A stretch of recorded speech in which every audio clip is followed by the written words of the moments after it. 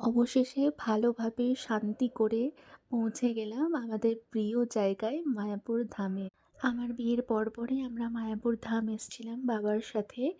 তো সেই স্মৃতিটা আবার মনে পড়ে যাচ্ছে। মায়াপুর যতবারই যাই না কেন, কোনোবারই এমন মনে হয় না যে ভালো লাগছে না। প্রত্যেকবার যেন মনে হয় নতুন রূপে মায়াপুরকে দেখছি। মায়াপুরের এই মন্দিরটা অনেক বছর ধরেই হচ্ছে। তবে এই মন্দিরে এন্ট্রি করতে দিচ্ছিল আ ₹50 দিয়ে। তো আমরা এন্ট্রি করিনি, কেন মন্দিরে কোনো ঠাকুর প্রতিষ্ঠিতা হয়নি বলে আমরা এন্ট্রি করিনি।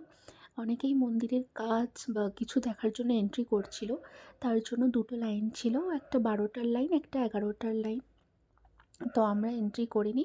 আমরা সোজা মন্দিরে ভোগ আরতি দর্শন করেই চলে গেলাম ভোগ খেতে। আমরা গদা ভবনের টিকিট কেটেছিলাম ভোগ খাওয়ার জন্য।